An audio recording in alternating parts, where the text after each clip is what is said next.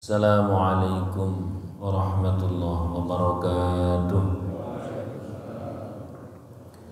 Ila hadratin Nabi Mustafa Muhammad Rasulullah sallallahu alaihi wasallam wa ala alihi wa ashabihi dzurriyyatihi wa zawjihi wa aulatil kiram.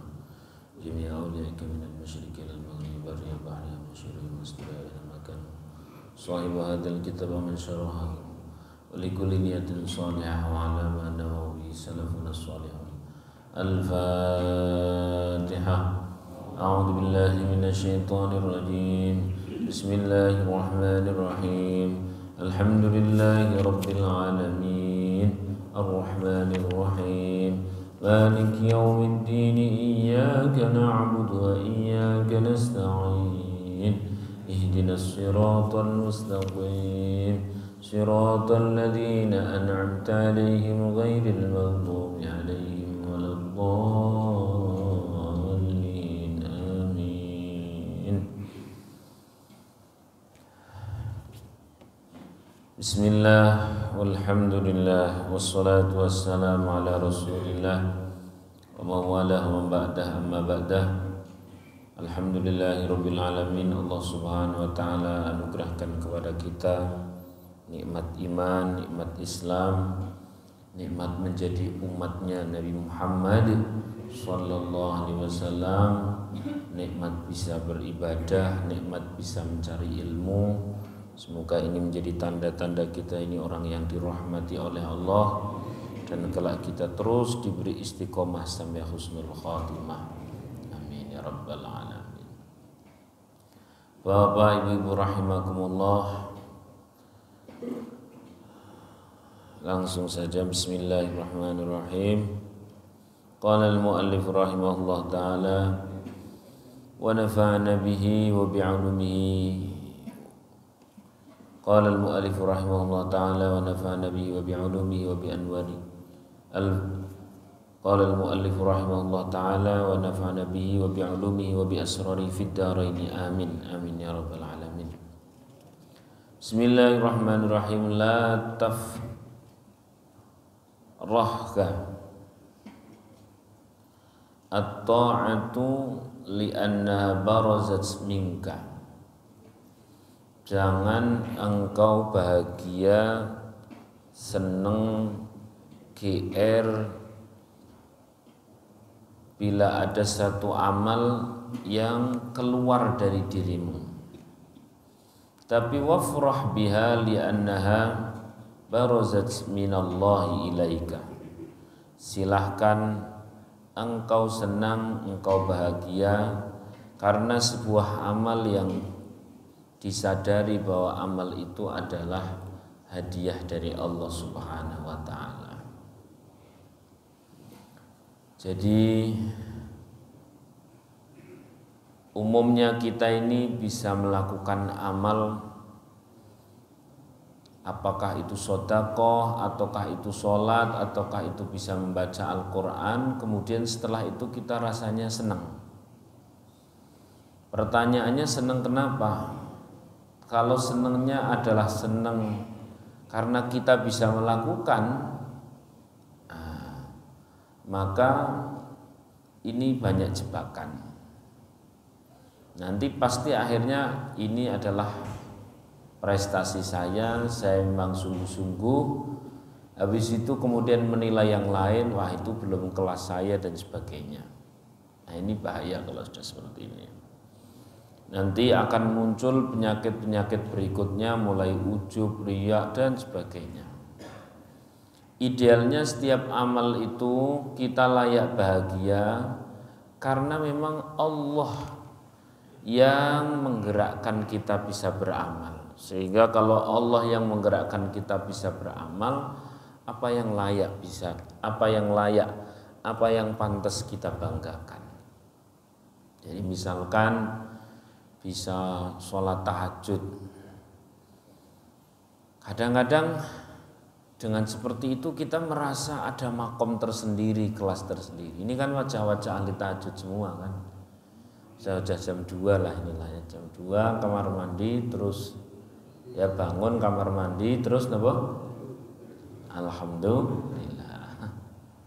Nah, jadi Tiap kali kita bisa melakukan sesuatu, apalagi itu yang agak langka gitu ya, sedekah gede ya, terus kemudian bisa tahajud terus, bisa sholat berjamaah, lama-lama nanti kita akan membuat jarak dengan orang-orang yang belum bisa melakukan itu atau tidak bisa melakukan itu. Kenapa membuat jarak? Karena kita merasa bahwa bisa melakukan semuanya itu prestasi. Kalau sampai bisa melakukan itu semuanya prestasi, bahaya ini. Kata Rasulullah, khasyitu, aku khawatir kalian itu, aku mengkhawatirkan kalian. Yang aku khawatirkan adalah bukan masalah kalian berdosa atau tidak, tapi ada sesuatu yang bisa lebih berbahaya dari berdosa. Apa itu? Yakni i'jabul mar'i binafsi,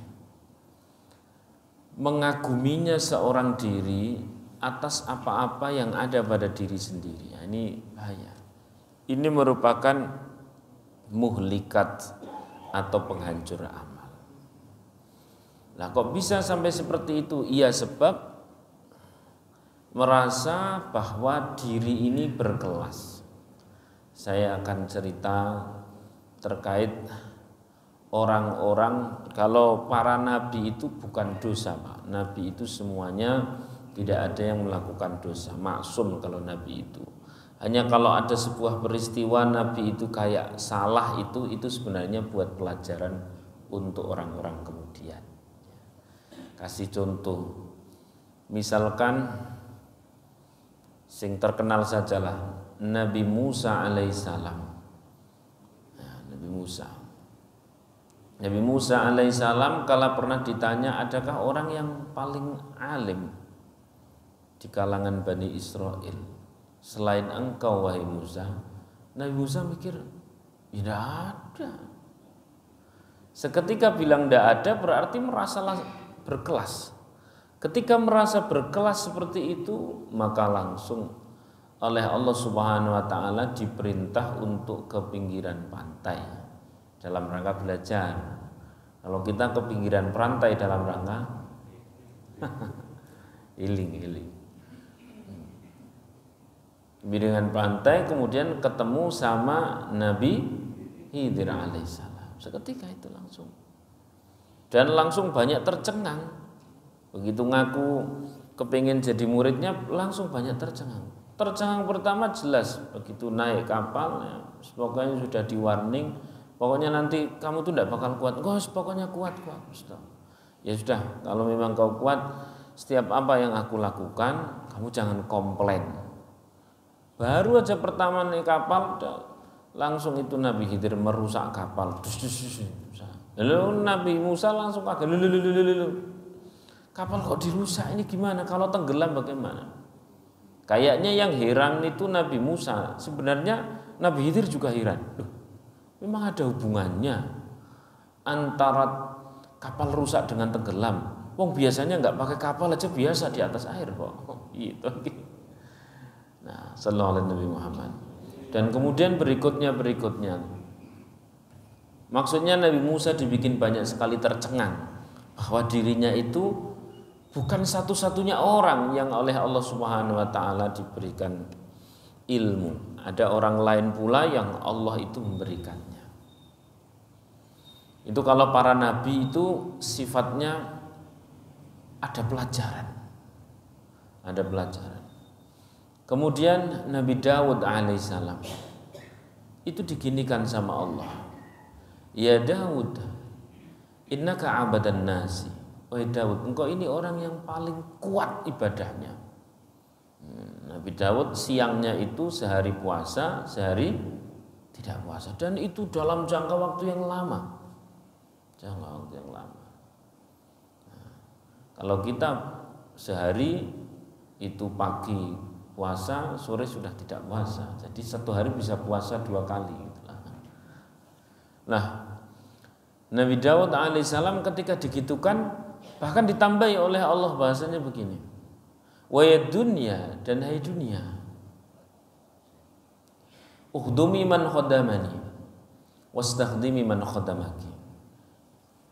Nabi Daud dibikin GR oleh Allah karena kuat ibadahnya. Kemudian dunia dikhitopi atau diajak bicara oleh Allah, wahai dunia, kau tunduklah kepada orang yang tunduk kepadaku.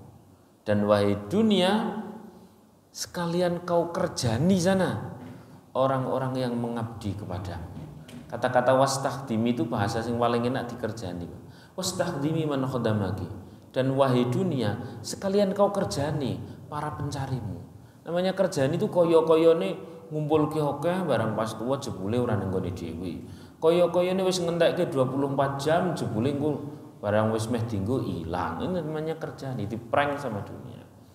Dan dunia itu disepakati oleh para ulama, ya, secara bahasa itu dicarikan bahasa mu'annas. Mu'annas itu adalah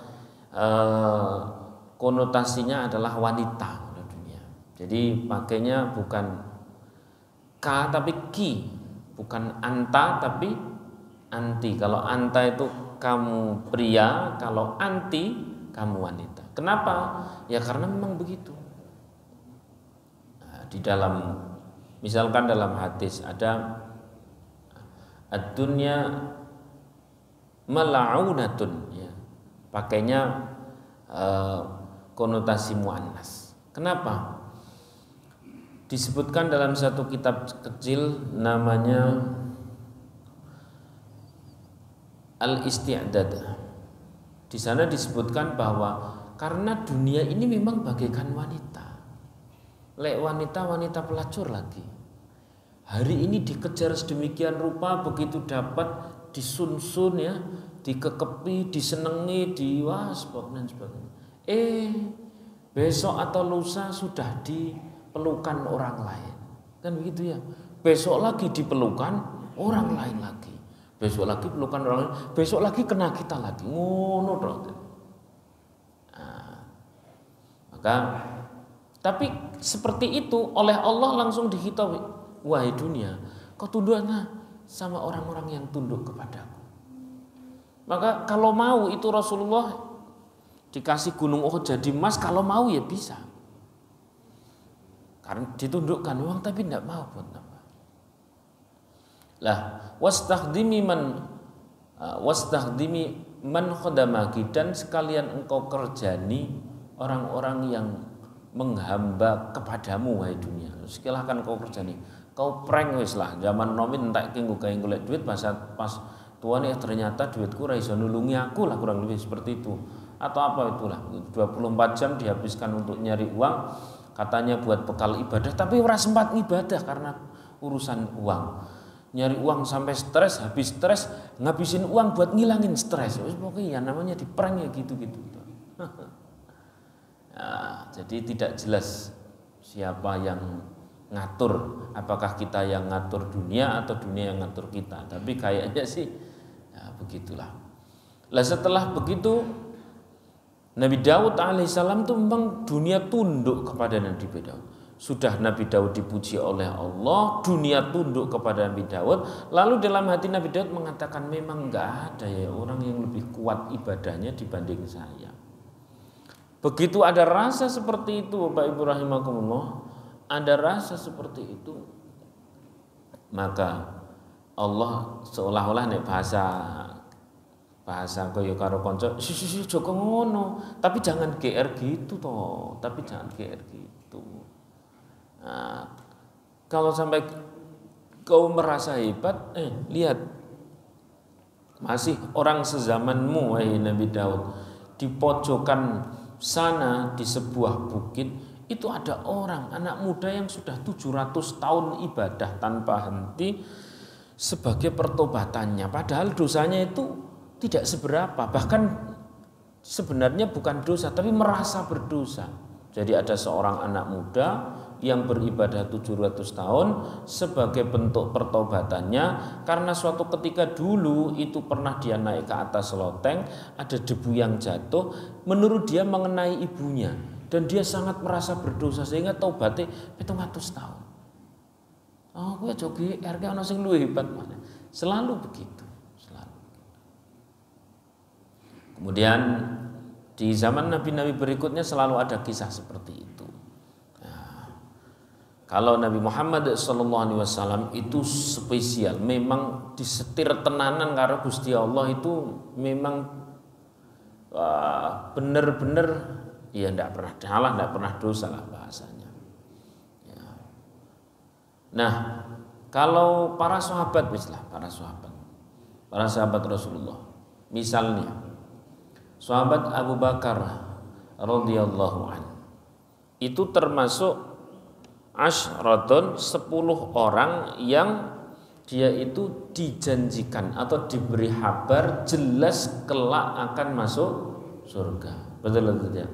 Alias mesti mlebu surga inilah orang seperti Sayyidina Abu Bakar radhiyallahu anhu. Tapi apakah beliau GR? Ternyata tidak. Andaikan misalnya panjenengan lah ya, kita semua termasuk orang yang pasti dijanjikan masuk surga itu kira-kira pripun Pak? Gaya apa GR Pak? Wis jelas mlebu surgane lho lah, wis jelas mlebu surgane terus nang ngarepe ya ana duit oke, ya ana karaoke barang kira-kira pripun? Wong jelas mlebu surga kok. Kira-kira kita kira-kira GR apa gaya? Ya kira-kira ya ndak GR ndak gaya, wis kemlindi gitu. Sayyidina Umar pun sama, sudah jelas pasti masuk surganya. Tapi apa yang dilakukan oleh Sayyidina Abu Bakar yang jelas masuk surga? Ternyata sampai akhir hayatnya itu belum ada yang bisa ngalahkan ibadahnya. Oh jelas mlebu surga kan jane kan garek santai toh. Enggak ada yang mengalahkan. Ketika ditanya kenapa engkau ini tak terkalahkan, sampai Sayyidina Umar itu, kamu ini mempersulit khalifah setelahmu. Wis pokoknya ibadahnya paling ngalah-ngalahi. Sedekah ya 100% ya kan. Pagi-pagi ditanya siapa yang sudah habis subuh Rasulullah bertanya, siapa yang pagi-pagi ini sudah sholat? Nyari semua sahabat tuh sudah sholat malam. Nyari semua sahabat tuh ngacung semua. Yang sudah sedekah sepagi-pagi ini, nyari semua itu ngacung semua. Yang sudah tilik orang sakit, nah ini mulai agak berkurang. Dulu Sayyidina Abu Bakar isu wis tilik wong loro ya Allah. Sebagai angel. Yang sudah ini, ya Abu Bakar itu. Maka Sayyidina Abu Bakar itu bisa masuk surga melalui pintu manapun yang Sayyidina Abu Bakar ingini. Karena kehendak Allah. Masya Allah, luar biasa. Ketika ditanya, tapi kok kenapa engkau ini masih sangat rajin? Padahal sudah jelas-jelas enak lah. Kata Sayyidina Abu Bakar, memang saya ini dijamin masuk surga oleh Rasulullah. Tapi siapa yang menjamin saya ini tidak disiksa di alam kubur? Ini golek ya Allah. Insyaallah. Sayyidina Umar radhiyallahu anhu. Banyak lagi nih Sayyidina Umar malah. Ya, wah luar biasa. Pagi-pagi itu ya pokoknya suatu hari Sayyidina Umar yang jelas masuk surga itu keliling Madinah bawa ember ya. Gripo kalau zaman dulu, ember pokoknya kulit yang dijadikan sebagai air, wadah air. Muter-muter Madinah, orang-orang bertanya, ya Amirul Mukminin aina dhahabta? Amirul Mukminin, engkau ini mau kemana kok muter-muter bawa air? Kata beliau, dah kau jangan banyak tanya. Enggak, engkau ini kalau bawa air ya tak bawakan, kalau bawa ember ya sini tak rewangi. Enggak, saya tidak butuh air, saya tidak butuh ember. Lalu kenapa dari tadi kok seperti itu? Kata Sayyidina Umar, saya ini sedang menghancurkan hawa nafsu saya yang biasa dihormati oleh raja-raja Romawi. Saya sedang menegaskan kalau saya ini hanya seorang hamba. Masya Allah.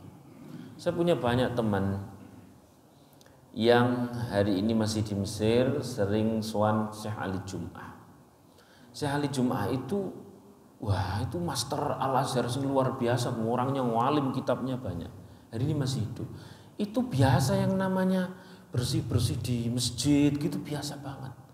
Ketika ditanya kenapa, loh saya itu belum apa-apa sama guru saya. Gurunya beliau yang lebih terkenal lagi nulis kitab tebel. Nama kitabnya adalah Tafsir Asy-Sya'rawi, namanya Syekh Mutawalli Asy-Sya'rawi. Wah, itu orang mualim luar biasa. Itu tuh beliau pernah suatu ketika datang ke sebuah kampung. Masya Allah, dipuji-puji, diangkat sampai gampang ini karena berdesak-desakan akhirnya diangkat, ditanduk gitu ya. Diangkat, orang-orang mengeluh-elukan, bukan hanya nyium tangan tapi luar biasa. Habis itu duduk, pas jatah beliau ceramah belum naik, beliau bilang begini. Saya tak ke belakang sebentar. Beliau ternyata ke belakang, cara wong kene wis nganggo klambi sederhana. Seret habis itu ngosek WC di WC umum. Nah, ini kok urung teko-teko tuh saya. Di situ terus kemudian cari, ada yang ketemu, saya ternyata engkau ada di sini. Menang woy. Nah, pada saat ditanya, saya ini tidak kuat kalau dipuji terus seperti itu. Tidak kuat. Saya sedang sama li'idhari nafsi, untuk menegaskan bahwa diri saya ini wis kawula padha karo liyan ngosek WC ini. Dan sebagainya. Ya Allah ya Rahmanir Rahim. Sayyidina Umar itu pernah pada saat mau ini biar kita ini nggak terlalu geeran,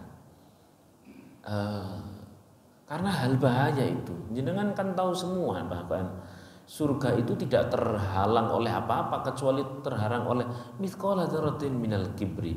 Satu sebiji sawi saja dari kesombongan udah kita dapat bisa angel.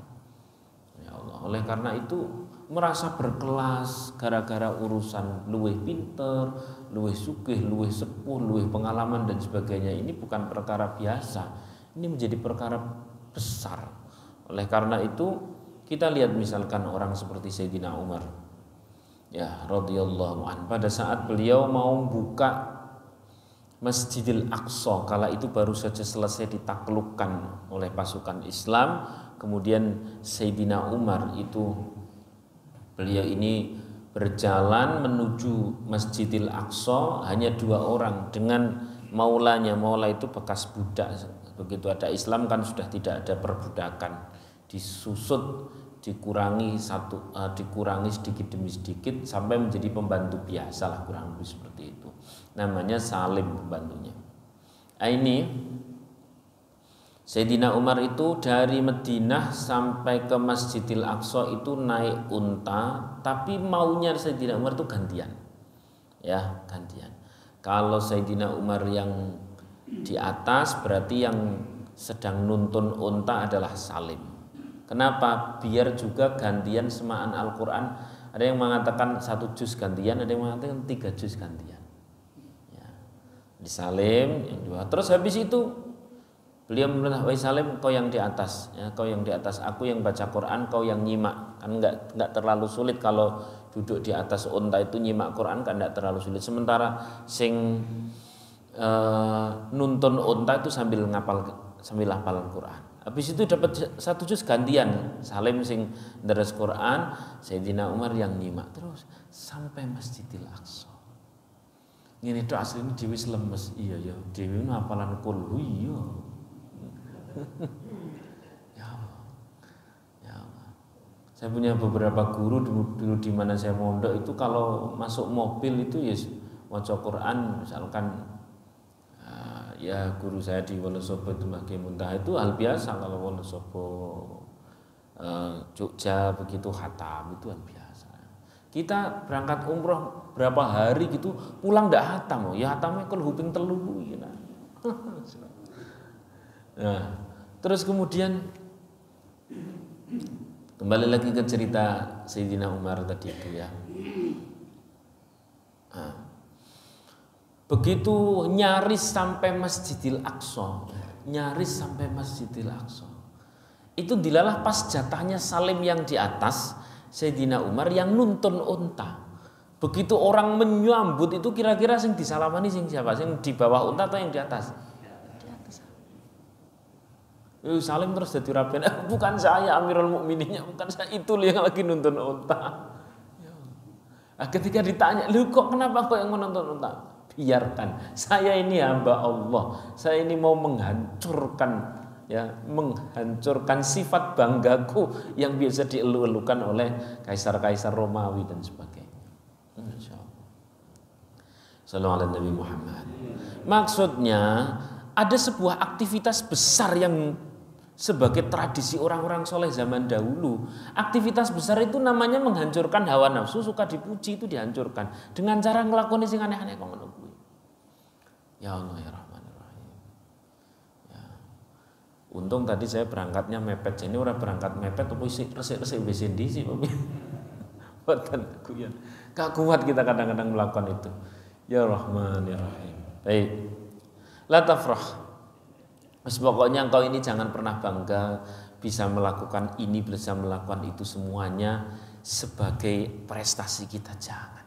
Benar-benar jangan. Karena di sini disebutkan yang aneh itu adalah orang yang tidak ikhlas. Ini logika para wali loh ya. Nek logika dewi sing angel ku ya sing ikhlas. Ikhlas ke wangel pol. Nek diucapkan apa? Mudah. Begitu diamalkan sulit. Kalau dalam logika para kekasih Allah justru yang sulit itu, yang tidak masuk akal itu yang tidak ikhlas. Sing gampang malah sing ikhlas. Nek orang ikhlas malah angel. Kenapa kok bisa demikian? Karena begini Bapak Ibu. Di sini disebutkan ada semacam tanya jawab begitu. Limada? Kenapa engkau ini tidak ikhlas? Misalkan sholat. Memang sholat kamu itu di buminya siapa? Allah. Jawab di buminya Allah. Terus memang yang ngasih fasilitas tangan, kaki, terus kemudian kening untuk sujud, lutut buat ruko, itu sing ngasih fasilitas siapa? Allah juga. Lalu yang memberikan hidayah sehingga kau Islam terus gelem sujud, itu siapa yang ngasih itu ya? Allah juga. Yang ngasih nafas ketika engkau sedang sholat siapa? Allah juga. Berarti semuanya dari Allah. Iya, lu kok bisa? Wong semuanya dari Allah. Begitu wis dadi perkara bernama sholat kok buat yang lain gitu, nggak masuk akal. Understand? Cetak? Bisa buat yang lain. Kasih lagi contoh sedekah.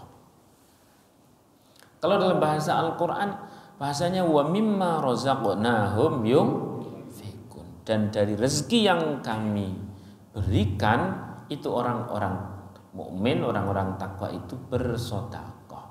Berarti rezeki yang buat kita untuk sedekah diberikan ke sana kemari itu sebenarnya rezeki diri kita sendiri atau dari Gusti Allah? Dari Allah. Itu rezekinya Allah kita. Allah pula yang perintah kita buat sedekah dan sedekah untuk Allah pula. Kan aneh toh Pak rahimakumullah. Wong itu rezeki juga milik Allah. Pada saat kemudian kita sedekah kan kok jadi kita yang GR, itu kan aneh. Sifatnya kita kan hanya nyalurkan. Logikanya begini. Ada seorang bos perintahan sama anak buahnya. Enak, kau bagi ini sembako sana di pojokan pemukiman sana, pemukiman sana. Siapa? Ini sekalian amplopnya ya.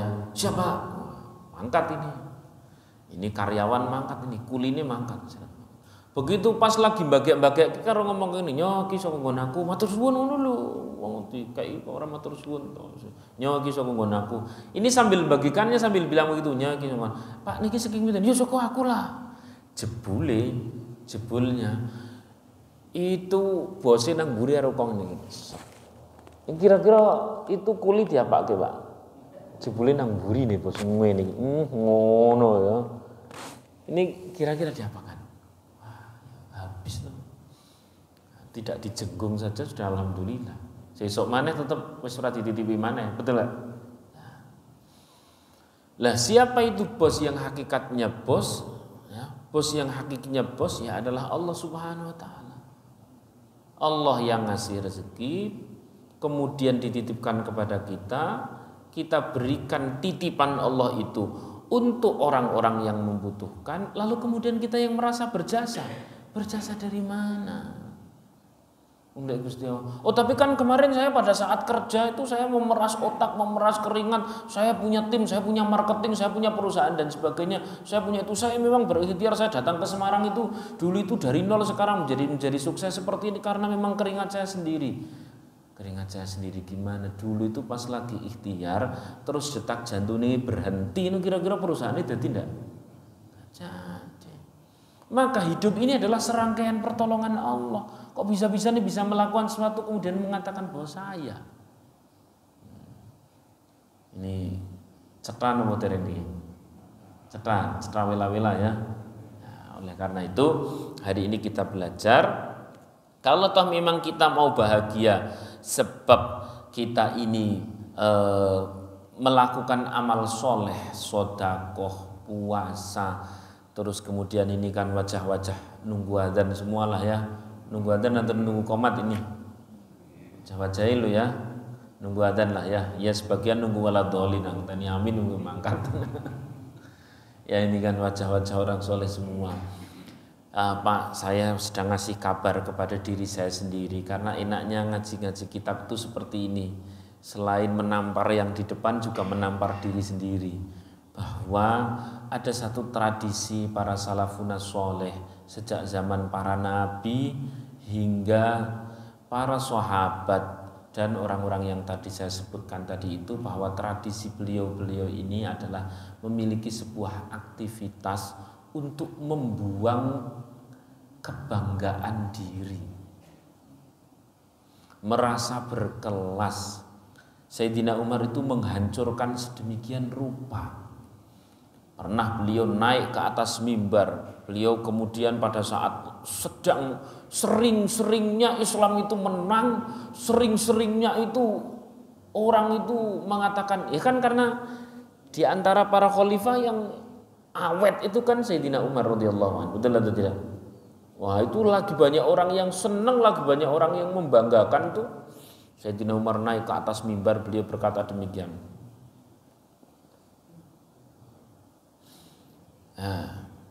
Ayyuhal mu'minun, wahai orang-orang mukmin, kalian saksikan semuanya bahwa yang di depan kalian ini hanyalah seorang hamba yang aktivitasnya menggembala kambing sampai hari ini. Bareng ngono medun ketemu sama Hudzaifah tuh salaman langsung bilang demikian. Semakin kau tawadhu, semakin kami kagum. Meh dijotos itu. Kini ngangele ra karuan, menghancurkan rasa bangga, merasa ini, merasa berkelas dan sebagainya. Kok malah dipuji maneh. Ya Allah ya Rabb. Oh berarti para salafun saleh itu ada aktivitas itu, menghancurkan rasa bangga, menghancurkan rasa berkelas dan sebagainya. Karena kenapa kok bisa seperti itu? Satu, itu menghancurkan amal. Nomor dua, kok sembrono temen karo Gusti Allah. Wong segalanya yang ngasih Allah, kemudian kita melakukan ibadah, kok merasa diri kita yang melakukan, kan yuk sembrono banget, nggak beradab banget. Belum lagi nanti kebenaran itu sulit masuk bagi orang yang merasa berkelas. Wis tau, kebenaran itu sulit sekali masuk bagi orang yang berkelas. Banyak sekali sejarahnya. Sejarah yang paling gampang adalah sejarah orang-orang Yahudi sejak zaman Bani Israel itu. Itu Nabi Musa wafat, diganti Yusha bin Nun, diganti Kaleb, terus kemudian di bawahnya lagi itu ada tidak harus urut ya, ada Nabi Dzulkifli, terus kemudian turun ke bawah lagi ada nabi namanya Nabi Samuel, itu namanya nama-nama nabinya Bani Israel. Pas hidupnya zamannya Nabi Samuel, ternyata Samuel kan nama nabi. Pas hidupnya zaman Nabi Samuel itu Bani Israel sering diserang oleh seorang raja zalim yang namanya Raja Jalut. Itu ada dalam Quran itu, Jalut itu. Sing nanti di akhir itu ada kam min fi'atin qalilatin ghalabat fi'atan katsiratan biidznillah, kan begitu toh.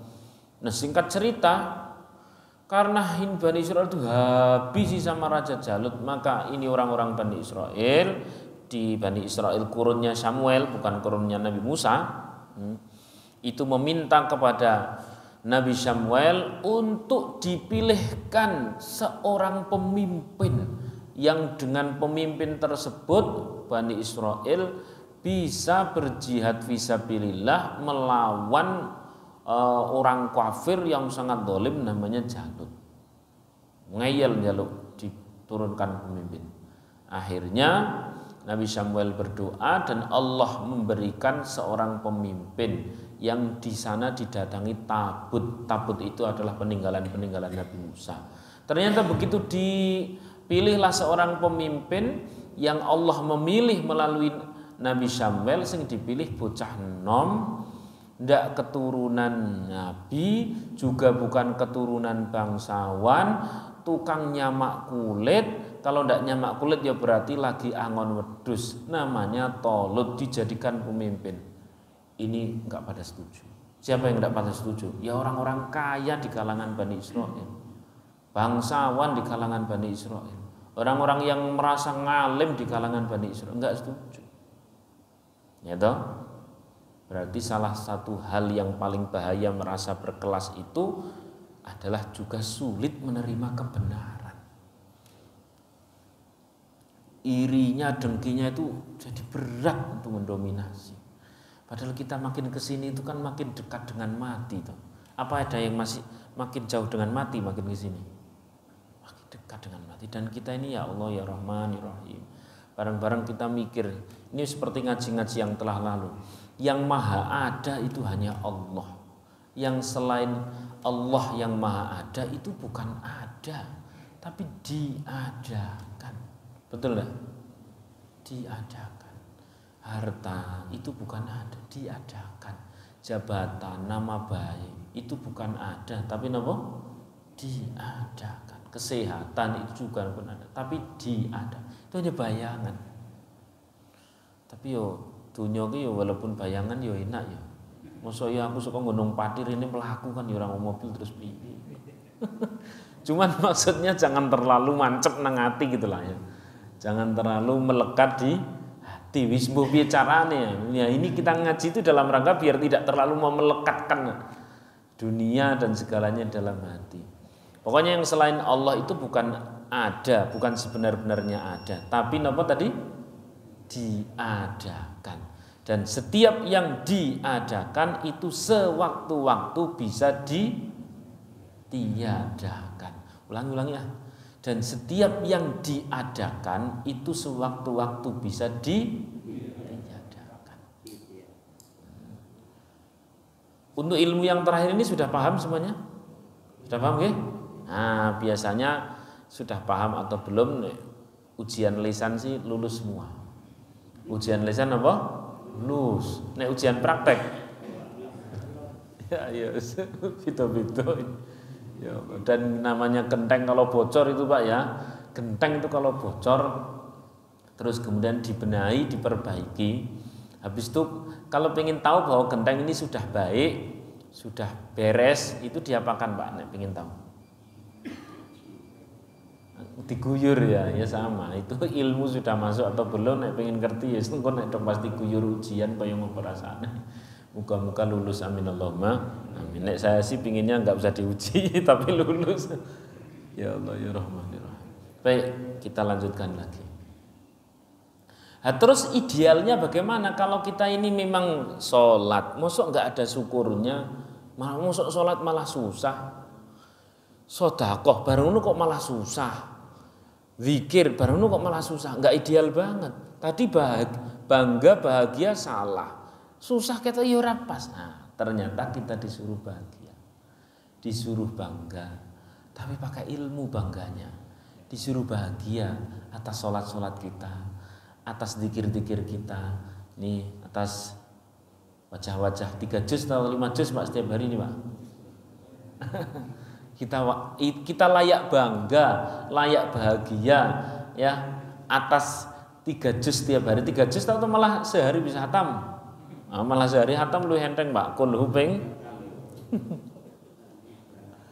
Bagaimana bangga bahagia yang dingilmoni ya, karena sembarang bahagia sembarang bangga malah bahaya tadi itu ya. Susah, mosok bar salat susah. Piye? Bar sedekah kan kudune lega. Mosok malah susah. Ana wong lebar zikir kok ngamuk, ini enggak nyambung banget. Asli ora nyambung. Misalnya pas sholat, terus anak rewel, rampung sholat tak tutu. Ini kepiye to sholat kok ini tuh. Harusnya kan ala bidzikrillah tatmainnul. Tadinya marah di bawah zikir, selesai zikir sudah netral lagi, selesai marahnya. Kita kan enggak sebelum sholat marah, ya sebelum zikir marah, begitu zikir seret, ya enggak aman sih. Tapi engko lebar zikir kan lanjut marahnya. Nah, gimana cara agar mengatur itu semuanya? Ternyata bahagianya itu adalah wafrah biha li'annaha barozat minallahi ilaika. Silahkan bahagia, seneng Pak, kita ini sudah bisa ngaji nih. Subuh ya Allah, ini paling enak nggo gawe turu. Nek orang nggo gawe turu, nggo gawe jalan-jalan, golek bubur kacang ijo atau golek bubur ayam, lu kok gelem-geleme lungguh nang majelis ilmu, ya Allah. Karo tekluk sisa-sisa tahajud. Terus bahagia yang bagaimana yang dikehendaki oleh syariat adalah bahagia karena kita ini dipilih oleh Allah sebagai orang yang menjadi hambanya yang bisa ibadah. Nah, alhamdulillah. Tapi di situ masih ada jebakan.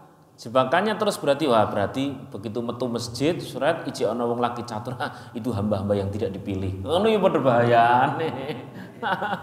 bukan seperti itu. Terus kemudian baru sedekah itu hamba-hamba yang tidak dipilih, ini pelit-pelit saya. Nah, itu juga bahaya. Hamba yang dipilih bukan karena kita yang pilihan, tapi karena Allah yang terlalu baik. Ini harus penting ini. Saya ulangi. Karena kita ini bisa sholat, bisa puasa, bisa sedekah, bisa ini itu dan sebagainya. Raditu billahi robba wa bil islami dina wa bi Muhammadin nabiyyan wa rasulah, bi Muhammadin nabiyyan wa rasulah. Kita ini ridho, senang, bahagia bertuhankan Allah, terus kemudian diberi nikmat Islam, dipilih sebagai umatnya Nabi Muhammad SAW. Itu bukan karena kita yang hebat, tapi Allah saja yang terlalu baik. Jadi jawaban yang paling ideal persis di kalimah mulia, namanya Sayyidul Istighfar. Hafal semua Sayyidul Istighfar? Nah, ini sebelum kita tutup, baca bareng-bareng Sayyidul Istighfar. Allahumma anta rabbi la ilaha illa anta khalaqtani wa ana abduka wa ana ala ahdika wa wa'dika mastata'tu abu'u laka bi ni'matika alayya wa abu'u bi dhanbi faghfirli fa innahu la yaghfiru dzunuba illa anta. Hafal semua. Walaupun ana sing pucuke tok ngarepe alhamdulillah, tapi aku husnudzon hafal semua. Di sana ada bahasa begini Pak, ini penutup terakhir Pak. Tadi sudah ini langsung kemerungsung saya ini. Ini penutup. Di sana ada bahasa Abu ulaka bi ni'matika alayya wa abu bidambi. Itu artinya, ya Allah, saya ngaku ya, Engkau ini banyak sekali ngasih nikmat. Sekaligus saya ngaku saya ini banyak dosa. Maksudnya ya Allah, ngatasi aku sing welek kok ngene, akeh dosane. Asline ora pantes dikasih nikmat-nikmat yang besar bernama bisa tahajud, bisa sedekah. Engkau saja yang terlampau luas rahmat Engkau. Engkau saja yang terlalu baik untuk orang seburuk aku. Selamat Pak, insya Allah kalau begitu. Selamat Pak.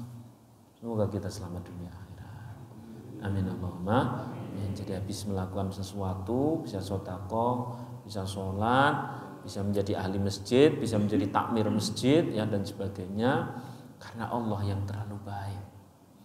Para wali Allah, para kekasih Allah itu pada saat diperlihatkan karomahnya, takut banget Pak. Misalkan karomahnya bernama apa? doanya mustajab. Terus kemudian ucapannya itu terjadi begitu. Itu takut. Kenapa? Yang paling ditakuti adalah ketika merasa layak mendapatkan. Sehingga kata penyelamatnya adalah itu Allah yang terlalu baik, bukan saya yang layak mendapatkan. Nek dhewe kan ndak begitu ngomong mustajab. Aku krentek tok lho mambeng lho saiki dadi. Memang wong ora tau ninggal sedekah kaya aku iki dadi apa-apa dadi yo.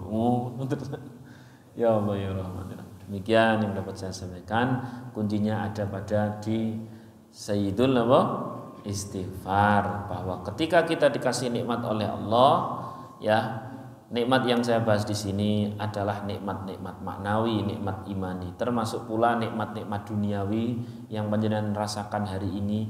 Itu bukan prestasi kita, itu Allah yang terlalu baik. Apabila ditransaksikan, karena kita melakukan ini kemudian Allah ngasih ini, walah yo habis kita. Apa ada di antara diri kita ini yang paling sregep sholat jamaah? Tentu saja ada. Terus tekonnya paling kasih dan sebagainya, paling disiplin sholat jamaah. Tapi kalau saya tanya, lebih disiplin siapa dengan Allah yang terus ngasih detak jantung, denyut nadi, nafas dan sebagainya? Tetap lebih disiplin siapa? Allah. Maka jangan terlalu transaksional. Kok telat, kita sholatnya telat setengah jam, maka telat pula nafasnya setengah jam. Nah, bisa. Oleh karena itu Allah saja yang terlalu baik, memberikan kita rumah, memberikan kita keluarga, ini nikmat-nikmat zahir, memberikan kita rezeki, memberikan kita bisa nikmat-nikmat iman, bisa sholat, bisa menjadi umatnya Nabi Muhammad. Masya Allah, Allah yang terlalu baik. Demikian, semoga bermanfaat. Amin. Tidak ada pertanyaan? Tidak ada. Alhamdulillah. Ada atau tidak? Ada, silakan.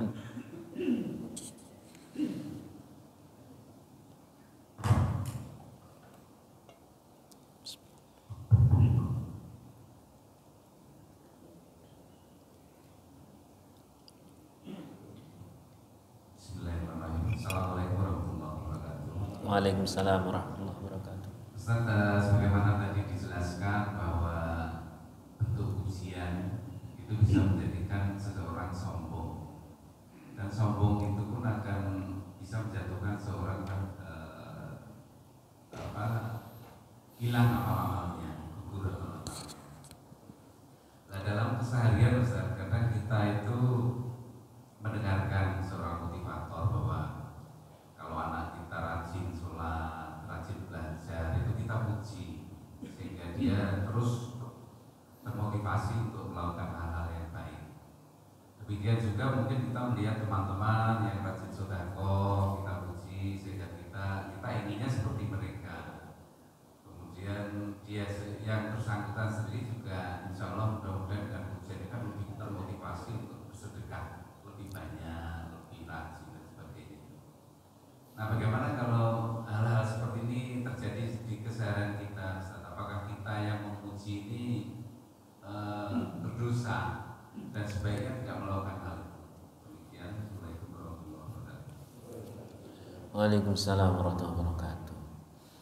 Yang pertama harus kita pahami adalah ada akhlak kepada diri sendiri. Tadi sudah 1 jam kita bahas. Itu namanya akhlak pada diri sendiri, yakni ternyata ada satu tradisi orang-orang soleh zaman dahulu, yakni menghancurkan sifat bangga, ya, menghancurkan merasa berkelas dan sebagainya. Kalau toh mau bahagia, karena bahagianya bertuhankan Allah, Allah yang terlalu baik, kita layak bahagia. Menjadi umatnya Nabi Muhammad itu layak bahagia. Itu gitu ya tadi, akhlak kepada siapa? Diri sendiri. Lah kalau yang tadi ditanyakan adalah akhlak kepada orang lain. Kalau akhlak kepada orang lain tentu pembahasannya jadi berbeda. Asal masih dalam koridor, asal masih tidak berlebihan, standar lah ya, cukupan begitu, aman. Tinggal kita atur niatnya. Tapi kalau memujinya sudah berlebihan, jane Pak, kok upamane ono nabi maneh sampeyan Pak, ngono jane. Nah, ini bahaya kalau sudah seperti ini. Kalau masih standar, maka kita tinggal ngatur niat. Ngatur niat itu contoh ya. Misalkan sembari ngatur niat dalam rangka terima kasih. Karena malam yashkurin nas lam yashkurillah.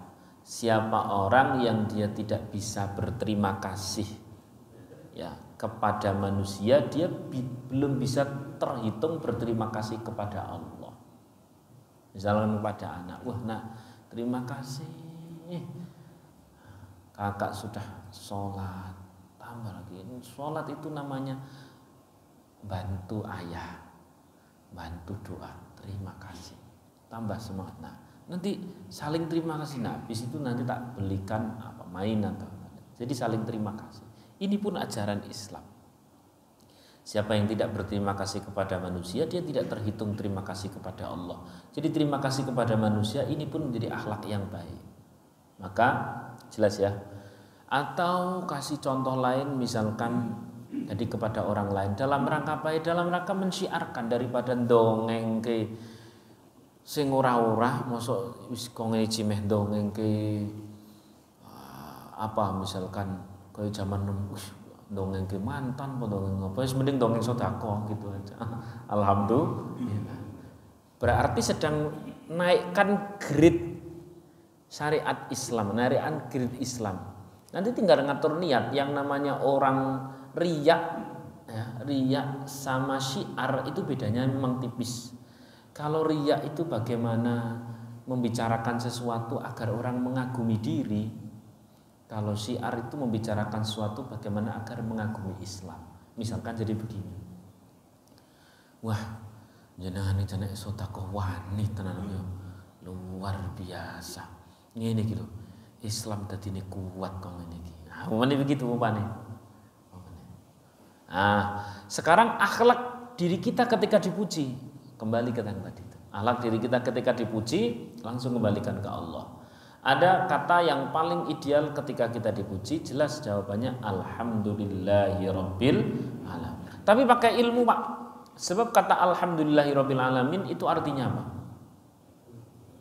Alhamdulillahirabbil alamin artinya segala puji bagi, alias pada saat orang lain memuji kita, kita ini hanya bagaikan cermin langsung pantulkan ke atas. Pak, masjid ini orang ono sampean sepi, masjid serame dan mergo sampean. Harusnya orang bilang alhamdulillahirabbil alamin, segala puji milik Allah. Allah yang ngasih kekuatan. Harusnya begitu. Tapi kadang-kadang alhamdulillahnya keliru kok. Pak, masjid jan nek ora ono sampean sepi, ono sampean terus rame. Alhamdulillah. Tapi nang ati ya wis memang aku yo kuwi yo. Ngono. Ketoke ngono. Jadi alhamdulillahnya itu harus dimaknani. Alhamdulillah itu destinasinya adalah kepada siapa?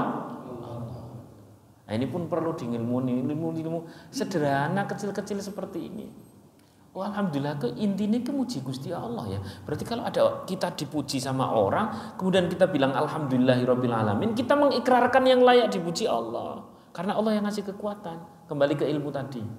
Cedah? Sama dengan istighfar. Istighfar itu destinasi diri sendiri.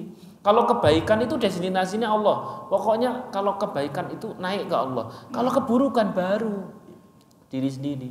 Hanya kadang sering salah alamat juga. Sering alamat. Misalkan kita astaghfirullahaladzim, itu mestinya kan astaghfirullahaladzim. Ya Allah, saya salah, saya mohon ampun. Kan gitu tuh. Pakainya hamzah mutakalim. Tapi kadang enggak, kita itu istighfar kalau astaghfirullahaladzim, astaghfirullahaladzim. Jadi nabrak wong liya, padahal kudune nek salah itu siapa? Dirinya. Atau astaghfirullahaladzim malah nabrak Gusti Allah. Ini lebih bahaya mana?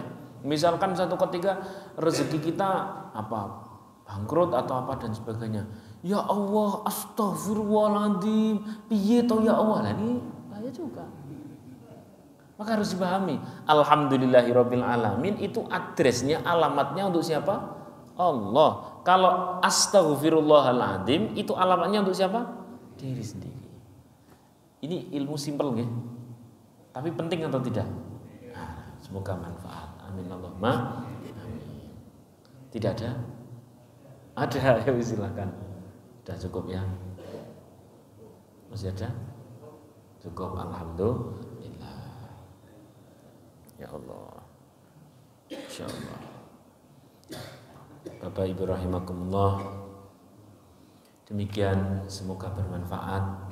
Bersama-sama kita baca raditu billahi robba wa bil islami dina wa bi Muhammadin nabiyya wa rasulah. Ya Allah, kami ridho Engkau sebagai Tuhan kami, Engkau yang terlalu baik. Wa bil islami dina, ya Allah, kami senang kami memiliki syariat-syariat Islam, bisa sholat dan sebagainya. Karena Engkau yang pilihkan, Engkau yang terlalu baik. Wabi Muhammadin nabiyya wa rasulah, dan kami senang, kami ridho ya Allah, Engkau pilihkan kami sebagai umat terbaik, yakni umatnya Nabi Muhammad sallallahu alaihi wasallam. Semata-mata ini semua adalah anugerah dari Engkau yang terlalu baik untuk orang seburuk kita. Al-Fatihah. Ar-Rahman Maliki Yawmiddin, Iyyaka na'budu wa iyyaka nasta'in, ihdinas siratal mustaqim, siratal ladzina an'amta 'alaihim ghairil maghdubi 'alaihim waladdallin. Amin. Maulaya shalli wa sallim daiman abada ala habibika khairil lihimi huwal habibul ladzi aduhu likulli hawlin minal ya Rabbi bil Mustafa waghfir lana ma madha ya arhamar rahimin ya arhamar rahimin. Sallallahu rabbuna ala nuril mubin Ahmad al-Mustafa Sayyidil Mursalin wa ala alihi wa sahbihi ajma'in. Assalamualaikum warahmatullahi wabarakatuh. Salam-salaman sekarang. Oh, gitu.